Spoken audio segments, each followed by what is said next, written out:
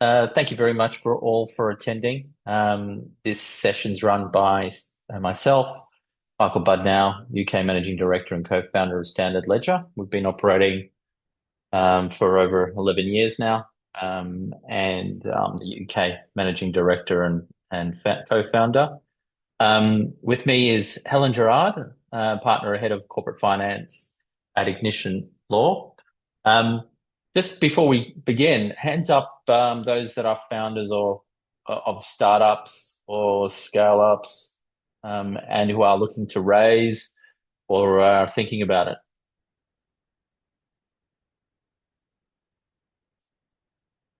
Okay, great. Thanks, Jose. Rory, thank you. Okay, it's always better to give me an indication of what how relevant slides I can be, and when I'm discussing about getting funding ready.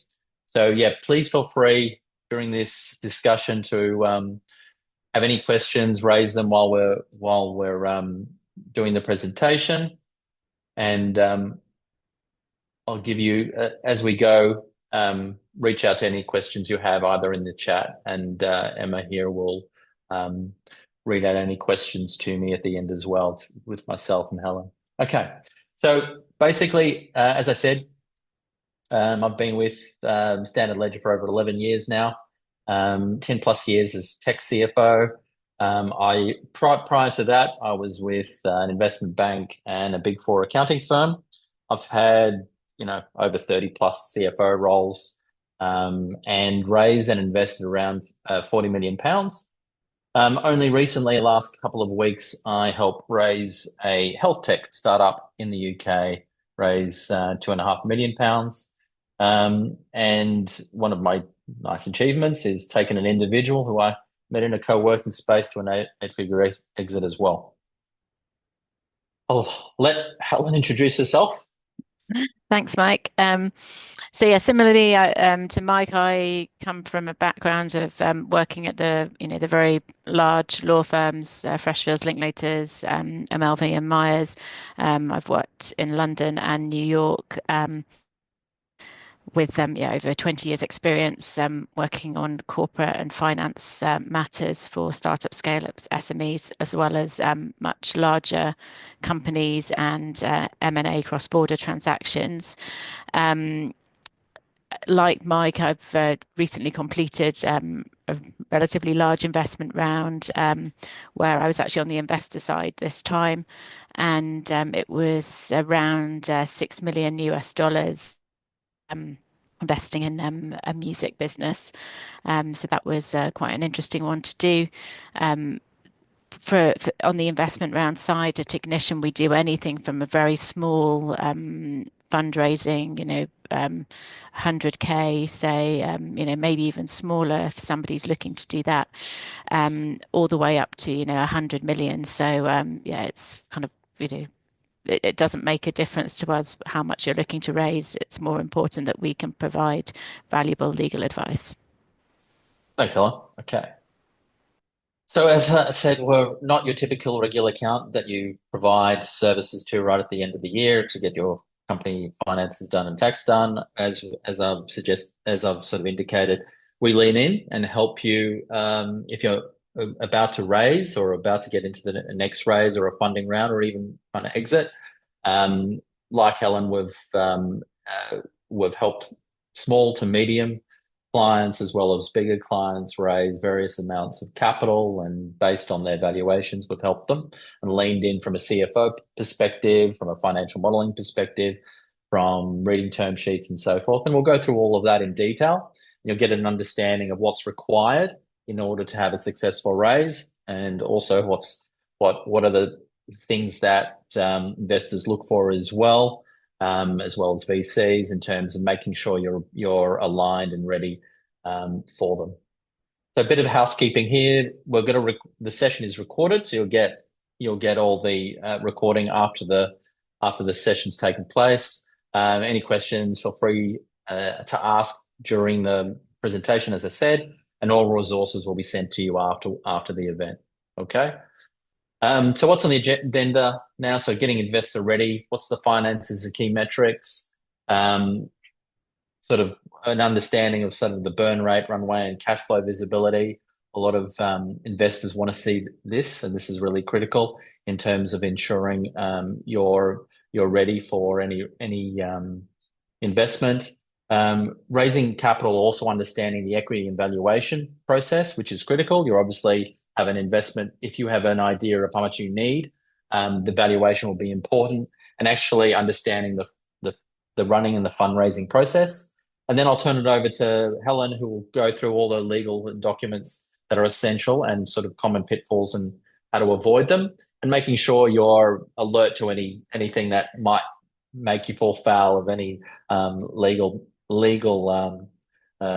clauses that don't trip you up as you're trying to get money to raise.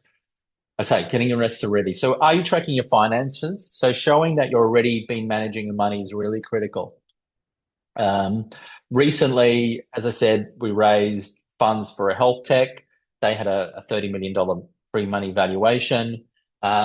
We got them on board beforehand. We were measuring that what was critical was their monthly recurring revenue. Reason being was they were that was important, and that obviously implied to the annual run rate was important. So because the valuation was impacted by that. So, for instance, if the monthly recurring revenue was £200,000, it was implied that annual was 2.4 million, and therefore they put a multiple on that to determine what the valuation was. In terms of compliance, we had to make sure that there were VAT compliant. Some of their recent past, they weren't complying with all the VAT requirements from HMRC, and we got them compliant. And that is, you're ensuring when you're facing investors that you've got a safe pair of hands, that someone is making sure that you're HMRC compliant, company house compliant, PAYE is taken care of. All of those things really matter to investors, because any of those things are sort of red lights to send warning that we really don't want to be sort of involved in someone who hasn't got their financials in order. Um, Ensure you set management and budgets and forecasts, and we'll go into detail about that, like hiring and your realistic forecast that you have for revenue, and tracking your cash flow obviously is very important. They want to understand what your burn rate is, and they want to make sure that you've got enough cash so when they invest that you're not going to seek more funds straight away because you've understood what your cash flow needs are. Now, this is quite can be quite overwhelming when you're seeing all these metrics all in one dashboard. But the keys are to kind of, this is kind of for me to tell the story. As a financial expert, I'm there to sort of explain to the VCs and other potential investors what these mean. Sometimes the founder is non-financial literate, which is, they don't have to know every single metric to understand what's important, but they do need to have a strong understanding of where they are from a cash flow perspective, where they are from a revenue perspective. So I basically try to explain to them in plain English what all this means.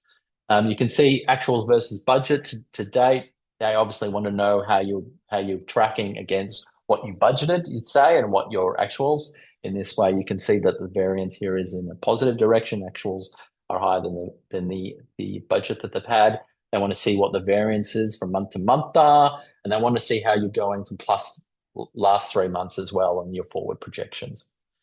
Obviously, expenses are really key here, so they want to see what the big item expenses that you have on a regular occurrence. And you can see here on the graph below there that the cash, really, really important to know is you're forecasting the cash. You can see the sort of the dotted line showing you the forecast cash, where you actually are and where you're sort of heading. But really, once you know these things, and although in this diagram it reverts downwards, so long as you are able to identify why, and there are legitimate reasons why, then you can explain to prospective shareholders what you need in terms of the funds you need to actually raise. Okay, so good to have nice dashboards and clear dashboards for any prospective investors, so they understand the big numbers that they're after. What's your cash? What's your burn rate? Essentially, what a burn rate is what effectively what your expenses, and could be a net burn rate, so net, not gross. And net burn rate would be of all the revenue less all the expenses, and those are cash. What's the net burn that you're having month to month? Um, from an accounting perspective, you might have accruals in there. They're not interested in those accruals that you might have. They're interested in all the cash payments and the cash collections that are coming through on a monthly basis. And they will see all the accruals and sort of they will remove them, and they're more interested in what's happening from a cash perspective. Core metrics, as I say, these are important because these indicate and go to the sort of the valuation that I was alluding to earlier.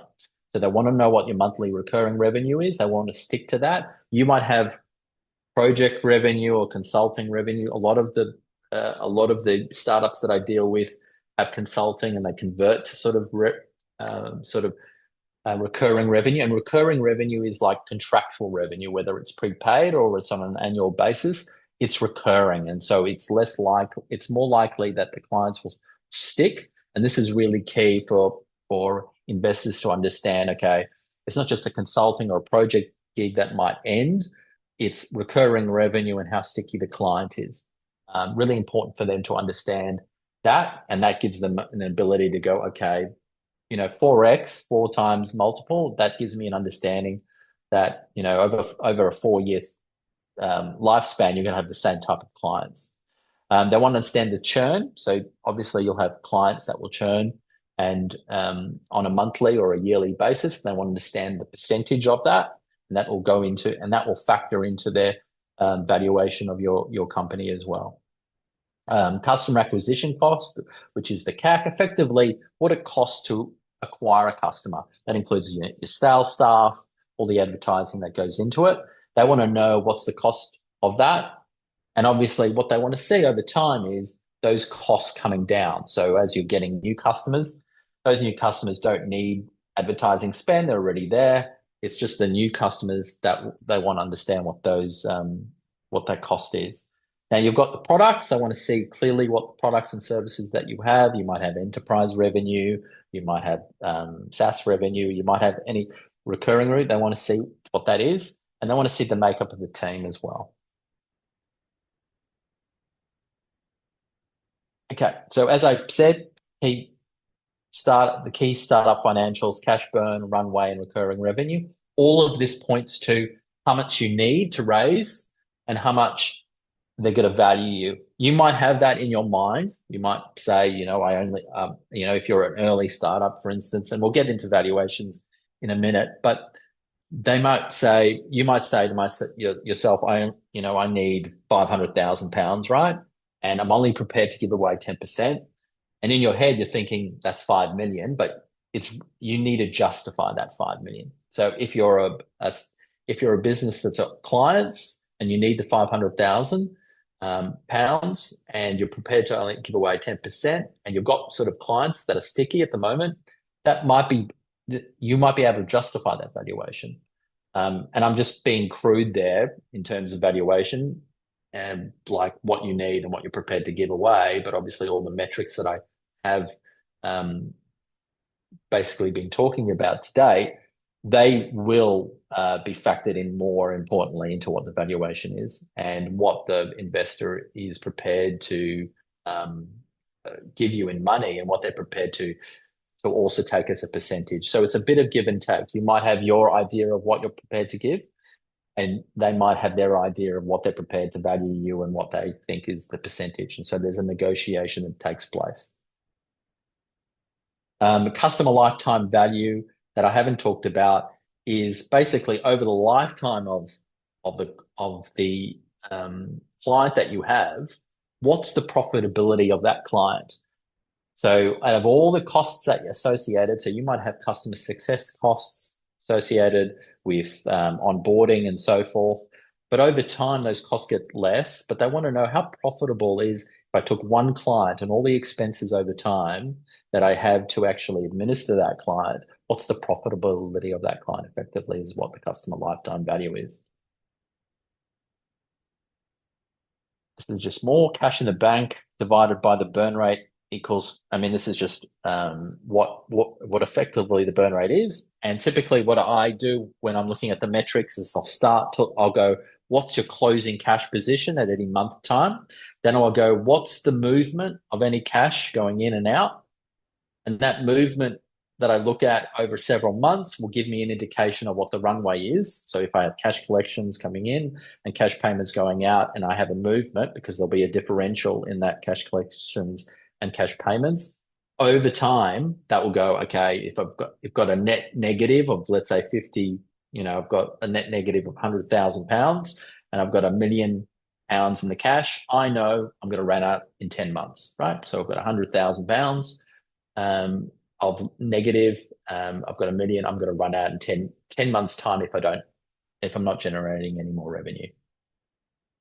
How much cash are you spending each month? They really want to know that. So they want to know what all the extraordinary expenses that you might have, some of it are normal costs. They might be like, for instance, bonuses and commissions that you pay on a quarterly basis, the VAT payment that you might pay, some extraordinary consulting bill that might also be some of the capital raising costs or legal expenses that may occur. They want to know what those extraordinary items are, and they will remove them as part of the burn rate because they're kind of one-off expenses, and assuming you have no additional revenue. So as I was talking about, so that's important. Obviously, the churn, so the percentage of customers or the pounds in revenue lost over time. So over time, you'll have a number of customers. You might have, if you're a SaaS type business, you might be looking at, you've got 10 customers and you'll drop off of one. That's obviously a churn of 10% per month.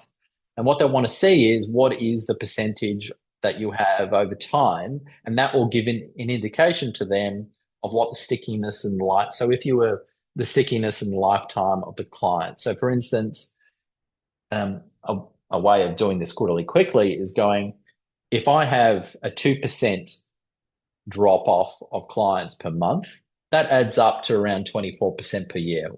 So over time, they're thinking, though your clients will stick around 4 years, right? So 4 times 25 is 100%. So that's what they're thinking. They're thinking those clients stick around for 4 years. And if it was like 1 or 1.5, it's like 5 years. So you have contracts, you have clients that stick around 5 years. That gets into that multiple that I was talking about of that 4 or 5x that they're thinking of, because they're thinking of the revenue you've got now and they're forward forecasting, you're still going to have those clients in 4 to 5 years. And they're thinking of that's the 4 or 5x that they're thinking of. So if you have small drop-off rates and your percentage is higher, and you might have, for instance, it might come to 10, over time, it's only 10% drop-off per year. That's indicating to them you've got clients that'll stick around for 10 years. I don't see that often. I kind of see more of the 20% to the 25%.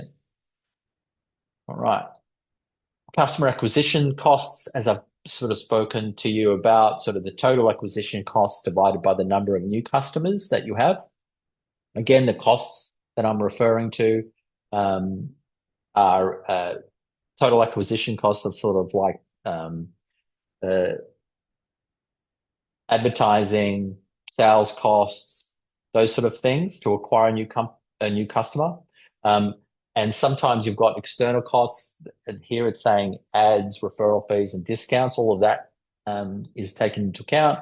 Staff, marketing, CRM tools, anything that's to do to sales, that will be included. Sometimes you have CRM tools that are to manage the clients. Those might not be in it.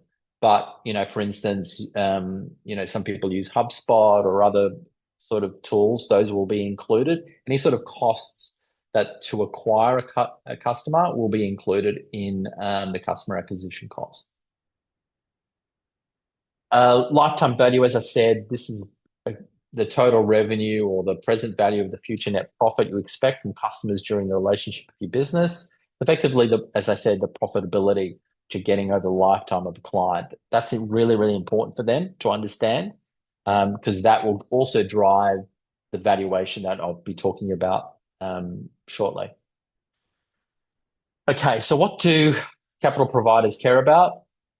So for equity investors, they're obviously looking for unlimited potential returns, um, an unknown investment horizon, and they also want to know interests usually aligned with the management. So they're focused on opportunities. If you're sort of a credit partner, sort of it's more debt, returns capped at interest and discount fees. They want to know, are they the first to get paid in any sort of bankruptcy? Are they sort of going to get paid their interest as well? So they're different. They're focused on the downside risks. So sometimes the investors will be a hybrid. So, for instance, a VC might go, "Oh, we'll take for instance, a um, a debt instrument, and then the ability to convert into that debt instrument into shares." So they want the option of both. They want interest on the investment that they provide, and if you reach certain milestones, so on a recent raise that I was part of, this was a debt instrument that they had. If it was a convertible note, convertible note pays interest. That interest is due at a certain time, or if you reach certain milestones, they have the option to convert that into equity. So that gives them the optionality of both an equity investor if they decide to choose to, or if they decide they don't want to be involved in this investment, they will take the interest component as well. And you have to reach certain milestones. So one of those milestones was they saw, for instance, they were achieving £100,000 revenue per month. What they wanted to see was by the time you reach, for instance, in FY26, in June FY26, you're 200,000 per month or 2.5 million ARR, then they will convert. They had other sort of requirements in there, but I won't go into that detail right now. What makes a company attractive to investors is really, really key as well. What they want to see is scalability. So scalability is, can you do the same thing in a very more efficient manner? So in an example that they have, that they're sort of an HR platform in the tech sector, for instance, that provides the ability to find doctors quickly. If they have this capability that they're using sort of AI and software development as well, engineering, once you've done the development, you don't need all that stuff. You just need some people who are educated to actually handle it for the client. So that's kind of the scalability. The growing the market. They want to see, in this case, the ability for, someone who's local going into the UK market and they're just, factoring into hospitals in the UK market. Do you have plans to go into other markets? And in this case, they had plans to go into the US and going into different states in the United States that had hospitals there too, that they can roll this out. Revenue predictability. They want to see, what's the recurring contracts that you have with the clients. They want to see that. They want to make sure that those debtors are collectible and that they see that. They want to see that the strong margins that you're making and the cash flow. Cash flow was important to them. They wanted to see that any outstanding debtors and that you were collecting them on time. Agility and resilience. They want to see this is kind of more of into the founders and to the team. Are you a person you might have had a previous experience as a startup? It might have failed. It might have been success. Either way, you have experience that shows you're resilient in terms of how to deal with sort of setbacks. In this case, this founder had previous success as a founder, so they had already some indicators that this person has experienced being a startup founder and achieve success. Now, you don't necessarily have to achieve success. They just after an ability to sort of be someone who's seen the worst of it and the best of it in terms of being a startup founder and how resilient you are. And obviously investive attractiveness from the VC's perspective or from a shareholder's perspective, they might have a particular profile in mind. And in their case, they were looking at health tech sectors. You want to have, if you're going to a VC or if you're going to a prospective shareholder, you'd like to see that like-minded investor attractiveness for them. So there's no point in going to a VC that only deals in, for instance, the sector and you're the health tech sector, you want to have that sort of attractiveness in mind that you're like-minded. Obviously, SaaS is in, so SaaS, so recurring revenue is important. They like that type of recurring revenue, which is sticky to them and it shows client retention. They like that. And, they obviously like, you've got a strong balance sheet because you're getting, for instance, if you've got SaaS and you get paid up front and you're recurring revenue, that's showing you've got strong cash position and sales efficiency. So how many staff do you need, for instance, to close sales, and how long is the sales cycle? So if it's a long sales cycle, but you only need one salesperson to cover many clients, that's sales efficiency. Or if, for instance, the sales cycle are shorter and you don't need to pay high polluted salaries to executives, that's also showing signs of sales efficiency. Uh, as I said before, realizing you need cash in the aha moment is really, really important. And so you need to understand where your cash position at all times. Um, Before I keep going, are there any questions so far? I know I'm mindful of time. Are there any questions? Because I'll get now into the valuation perspective. If there aren't any, I'll keep continuing. Okay, so why does equity matter? Each time you sell a part of your company, you reduce your share. And this is indicative of what these slides are showing. So when you're raising capital, know exactly what know your business inside and out, what your needs are, explain your business, prepare for the capital raise and set the val, and then understand what you're after. So as I said before, if you're after £500,000 and you've had in your mind, I'm only prepared to give away 10%. So that's 5 million in your head as a valuation, but not necessarily into the investor's mind. No, ask what your need is and have that ask. Don't ask for more than what you need because you might not need it and therefore your valuation is too high and not necessary. Ask what you need in terms of what you're trying to raise and what you're going to use and deploy that cash to. So if you say, I need, £500,000, but you're going to use a buffer of £100,000, you're really setting up yourself to fail because they're going to set a valuation based on the recurring revenue. And if you don't meet that, the next investors that come around are going to get it at a lower price. Existing investors are going to be annoyed because they have a down round. So don't put buffers, do exactly what you're going to spend that cash on. So if it's £500,000, know exactly how much you're going to spend on the £500,000. The tips for setting the round size, and this is when I come into it, raise enough capital to set yourself for 18 months. People tend to think in 3 to 6 months. It usually takes a lot longer to really get that cadence, that rhythm of getting to know the business, and you're going to get those revenue targets that you say you would when you spoke to the VC. So give yourself that 18 to 24-month time frame.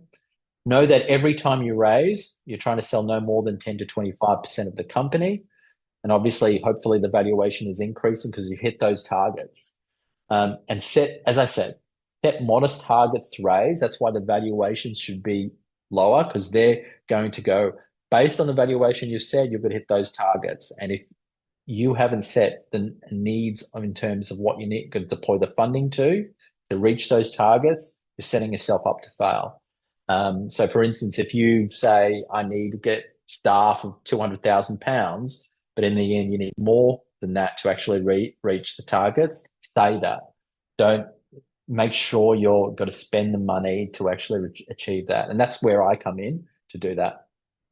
Explain your business succinctly. There's lots of pitch decks out there that sort of explain that. There's slides that you can get on Google, even on our Standard Ledger webpage, you can download that, have that business plan succinctly stating what your business is. Just an example, I'll run this through quickly. Pitch deck, tell your story. The founder really is the key to telling the story.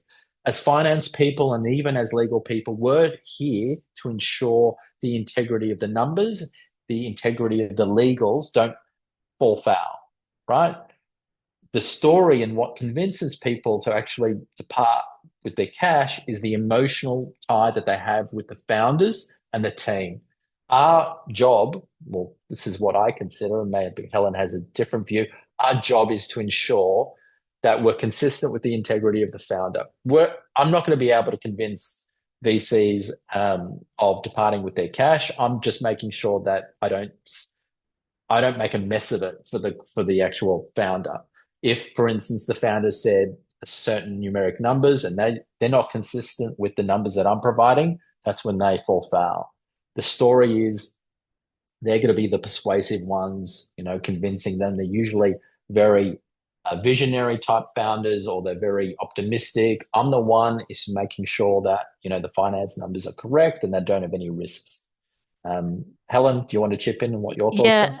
Yeah, I was just going to say, I mean, when an investor's looking at your business, I always say that, they're not just looking at the business, they're looking at the founders as well, because at the end of the day, whilst investors are investing in your business, behind the business is the founders. So they're investing in the founders.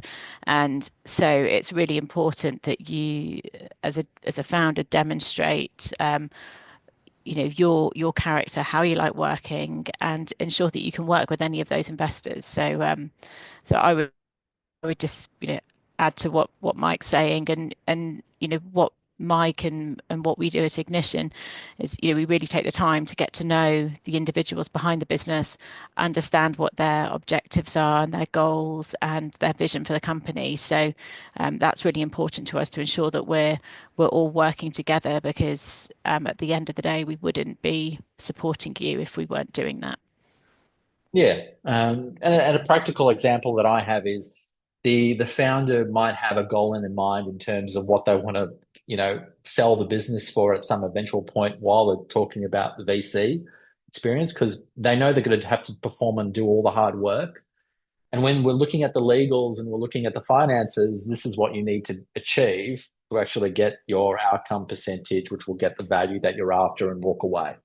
So you're constantly going back and forth with the founder about what their goals are, about in terms of what they future have requirements, what their lifestyle they want to have in a few years' time. So all of this is real to them, and you basically got to ensure that what you're telling them is basically relevant to where they are in the process.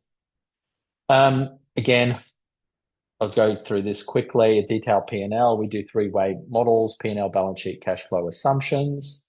This is a business model of Airbnb. These are some of the things in the pitch deck that you have. What's the selling price, cost price, and gross margin. And I'll just flip it over now to Helen, who's going to now talk about all the legal preps that you need for startups and raising investment. Thanks, Mike. I've just got to work out how to share my screen, so just bear with me while I do this. I'm happy. Perfect. Um, yeah, we've got quite a lot to cover on the legal side, and I do appreciate that it's quite dry sometimes. So I will do my best to make it interesting, and not deprive you of going for lunch or whatever it is you've got planned afterwards. So um, we will do a quick canter through. So why is legal prep important? Basically, investors don't like being surprised. They want to know that you've got everything in order, and if you've got everything organized, you've thought ahead, you've planned what you're looking for. You've got your marketing material in place. You've got all your constitutional documents nicely ordered, everything signed. That will show that you are an organized institution and you are ready for action. You're serious, and investors will want to trust in you. So, what are the key documents you need? There's quite a lot, but the main things when you first set up the company are articles of association, making sure that they are fit for purpose. What lots of founders do is they will just take whatever Companies House give them, which is the model articles, but don't really think about whether they are fit for purpose. I'll come on to that shortly. The other thing is a shareholders agreement. And along with that is your capital table, because normally the shareholders agreement would also include the capital table. And the capital table is important because that will show investors exactly how much they're going to get for their money. And that is where Mike can help you. Mike, shout if I say anything that you can't do. So, No, no, yeah. um, So I've part of the process, yeah, we've done lots of cap yeah, table modeling. A lot of the clients that we have want to go, okay, so what do I end up with once the VC or the prospective shareholder has invested, and sort of would forecasting that, and they obviously want to see what the other investors are getting yeah, as well, and any option call that might exactly. arise. Yeah. And that's what we call a fully diluted share capital table. So it's showing the position once everybody that has a right to get shares has them. So it's showing that position. It's not showing the position right now. It's showing the position if you were to issue all the share options that you have available. And that's really important because the investors will see exactly what their percentage is at that point. Then the other things you need are investment agreements. Depending on the type of investment round you're doing, these could be safes, notes, straight equity, which is your subscription agreement. It could be an advanced subscription agreement, which are a little bit like a safe. Um, then there's intellectual property protection, and that is really important for investors because in the startup scale up world, one of the most valuable assets is the IP. And so if you don't protect that from the outset, there's a risk that it could be jeopardized and you are then essentially losing the value in the company. The other is employment and contractor agreement. So that's, your employees, any service providers that you're working with, anyone that's working as a consultant to the company. And that links into the IP protection, which I'll talk about shortly as well. So quickly, shareholders agreement. This will ensure that you've agreed exactly who does what in the company, who runs the company, how is the board set up, who's got rights to be on the board, um, what rights the investors have over certain matters. Are there restrictions on transfers of shares? They might also be in the articles, so it's important that the articles and the shareholders agreement link in together. And also, what happens, if one of the founders decides to leave the company, and there will often be restrictions on non-compete, non-solicitation in the shareholders agreement to ensure that the company is protected in the event that some of the key stakeholders in the business decide to leave. Um, So yeah, I think I've covered most of that. The founder vesting, I'll just touch on that because that links into when the founders leave, and that's really important. I always say that when you start a business, everything's really exciting. You're getting ready to launch, you're getting ready to market, and it's a bit like the lead up to a marriage, assuming it's somebody you want to marry.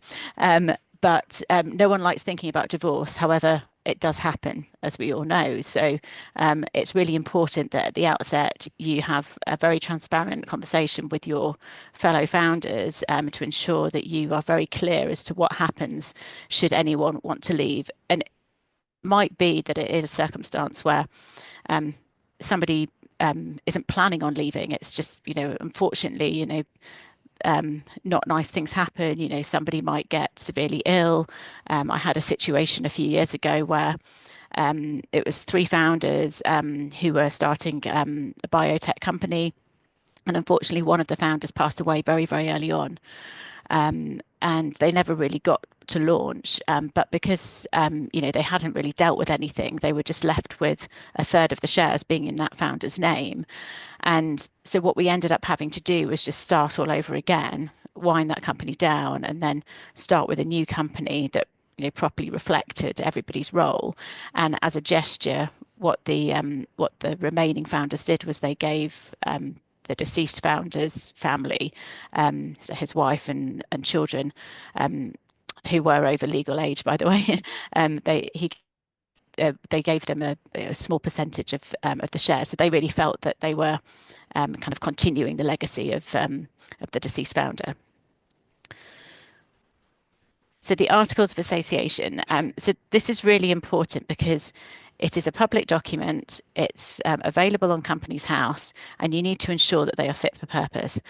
Anyone who gets shares in the company is obliged to comply with the articles. So it's really important that you get them right. A lot of people, as I said just before, is they will just automatically take the model articles, and the model articles are just the standard default articles that Companies House issue if you don't have your own articles. Now, they might not be right for your company.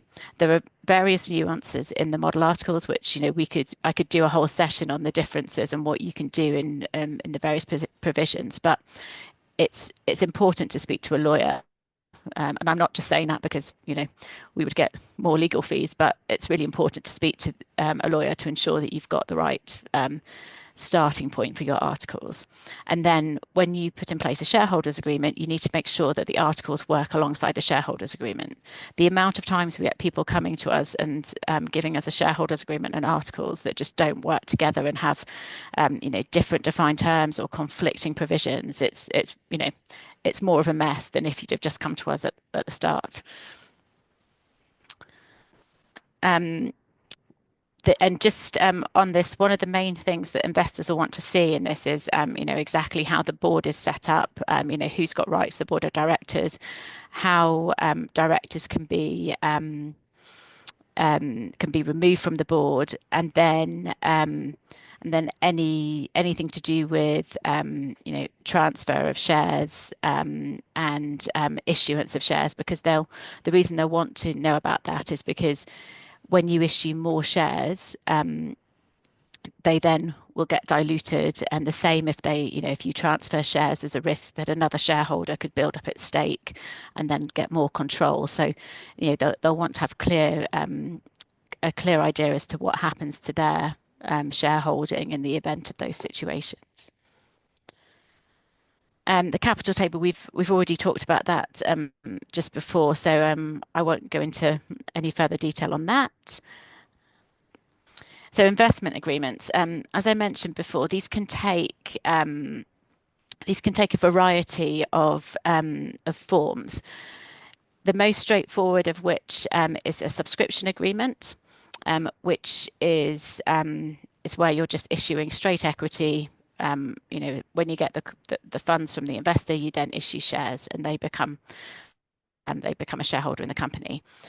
There are other forms you can do, such as advanced subscription agreements or safe notes, which are kind of quasi-equity, where an investor will give you money in advance, and then what will happen is, upon certain events taking place in the future, those funds will then convert into shares. Now, if anyone's thinking about SEIS or EIS relief, then there are structuring issues that you really need to think about with those documents, because HMRC is they're really strict on it, and you need to ensure that the legal terminology is in compliance with the EIS and SEIS legislation.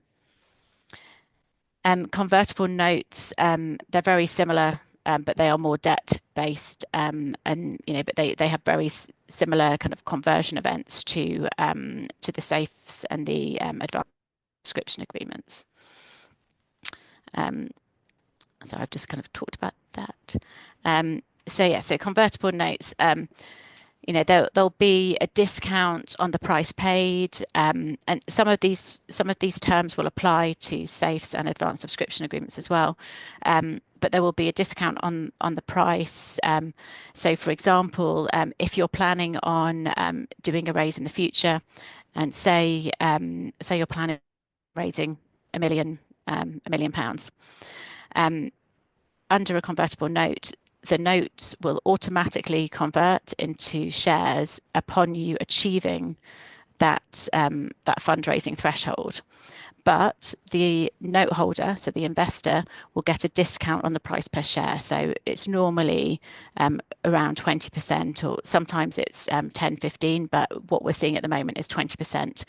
And the way you can see the investor justifying that is, they've given the money in advance of that fundraising, so they're taking a risk on the company earlier than the other investors in the fundraising. So that's why they get a better price per share.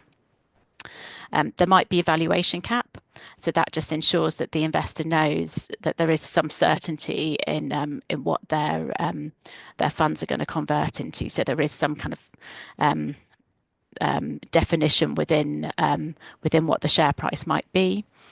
And then, conversion will be, on a fundraising, like I just mentioned, you might have what's called a non-qualifying fundraising, which is if you don't meet that threshold of 1 million, to use my example, then the investor might have an option to convert if you raise below that.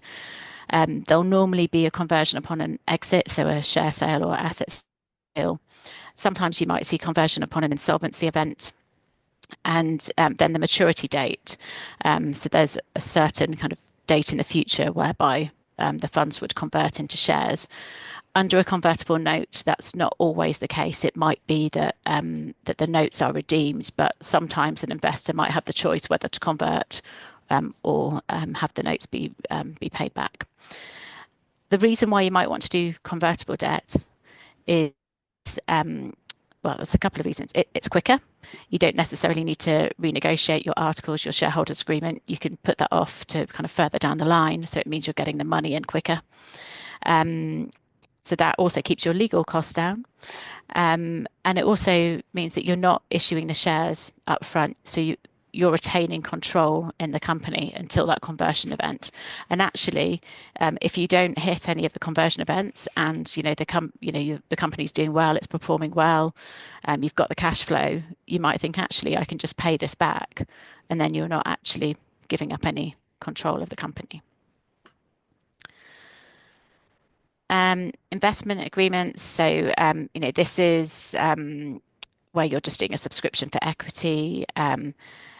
You'll have the same similar key terms. There'll be a valuation, and this will link to the shareholders agreement. Often you have to renegotiate the articles in the shareholders agreement, particularly in the kind of larger stages and the more future funding rounds. For institutional investors and VCs, we'll often see them requesting a liquidation preference, which is normally a one times non-participating liquidation preference. This basically means that they just get their investment amount back in the event of a distribution of proceeds in the company. So, if there's a sale on the company and it's a down sale, then they'll basically be able to get their investment amount back before any of the proceeds go to anyone else. That's pretty common. It is BVCA standard. For anyone that doesn't know, the BVCA is the model form documents that the venture capital market uses. You can access them on the BVCA website. And yeah, they tend to be the standard model form that everyone uses in the market. Um, so, and then whether it would be preferred or not, very much depends on the situation. In the early seed rounds, I think most people would tend to just have ordinary shares. They might have special, investor consent rights, which are the reserved matters. They might have a board seat potentially, but you have to be wary about giving up a board seat too early because once you allow somebody to come on your board, that sets a precedent for other investors potentially requesting the same thing. So you don't want to give that away too early. I would also recommend if you do have an investor who requests a board seat, I would recommend setting that by linking it to a percentage. So that particular investor has got to maintain a certain percentage shareholding in order for them to retain their board seat, right? And that just means that you've got some control over who's on the board, and it eliminates an investor going down to say 1% shareholding and still having a board seat, which clearly doesn't make sense. Might jump in if there's anything that I kind of skip over and you think it might be helpful to go into more detail. I'm just conscious we've Yep. got quite a lot to get through. Yeah, probably want to go through some of the slides a little Yeah. quicker. Yeah. So safe notes. I think I've covered most of that. I'll just say the reason why we've included these is these are really a US concept. That's where they stemmed from. It's the Y Combinator. Um, they tend to be used a lot by US investors, and they're now kind of like coming more into the UK market over the last kind of, I'd say, 5 years or so. We've seen them really, seen them a lot in the UK market. I've just closed two this morning actually. So yeah, they're definitely around. Um, yeah, negotiating term sheets, I'd just say, a term sheet is not legally binding, but it does set out the commercial terms for an agreement. So if you do have one, I'd recommend getting lawyer involved sooner rather than later, and that will hopefully keep the legal costs down for the long form documents. Yeah, some of the Um, term sheets, terms to sort of refer to are good leaver and bad leaver provisions. yes, A lot of the investors do focus on those. they do, and that's why it's really important to get a lawyer involved because they have a massive impact on whether you get to keep your shares, how many shares you get to keep. So yeah, it's that's really important. Exclusivity is another one because that provision is legally binding. And that basically means you're giving that investor exclusive rights to the fundraising for a certain period of time. So again, it's important to have a lawyer involved in that. Um, we could do a whole session on term sheets actually. So I'm um, You might, eh, if we could, if any, yeah, I'll skip over this, but the you might details all skip there. over. Yeah. But if anyone wants a session on term sheets, I'm sure that can be arranged. Legal DD. So this is where the IP protection comes in into play. So it's really important that you protect your IP from the outset. We have specialist IP lawyers at Ignition, so we can help with that. For patents, you need a patent attorney, but we work with a fantastic patent attorney. So yeah, we can certainly help ensure that you've got things protected. Employment and contractual agreements. So the reason why these are important is because it will kind of set out what the employee's role is, how you can terminate their employment, which does happen more than you think, and the same with contractors. Now, um, I said that these linked into IP ownership. Um, so under English law, an employee of a company, um, so I'll that round. Under English law, a company is automatically the owner of any IP that an employee creates in the performance of their role for the company. That's not the case if somebody's not an employee. So it's really important that in any service agreement, any consultancy agreement, any other kind of contracting agreement, you have an IP assignment provision, so that that person providing the services to the company assigns their rights in any IP that's created to the company. So that's why they're important. Okay, quickly, legal pitfalls. Yeah, a messy capital table. This might actually be more one for you, Mike. If I don't, as soon as you. Yeah. So as I said, both the investors and the founder want to see a very nice, clear cap table, basically illustrating all the points in the legals about what the shareholding would be for all the option holders, the existing shareholders, and the new investors. And if there's a convertible, as I said, if there's a discount, given you expect that the new shareholder would get more shares, and therefore other people are diluted as a result of it. So you need to show that as well. And all of that will show what the valuation is and what the next round would be in terms if they have a future round, and what the value and what the percentage holding it would be. This all goes back to also you were talking about if there was a board member. Um, so if they work out their percentage and they're still over 51%, that have they could basically have all those voting rights and basically ensure that not regardless if there's a board member on that's a new investor, that they supersede that with all the voting rights that they have. So that illustration shows them um, what's important when you have that cap table. So that's really, really critical. On our recent round, there was a bit of back and forth, Mm, and we were doing cap table modeling. They wanted to see what the outcome would be. So it is very, very critical when it comes to raising funds. Um, yeah, exactly. And actually, the capital table will be in the due diligence. So by due diligence, we're talking about a data room.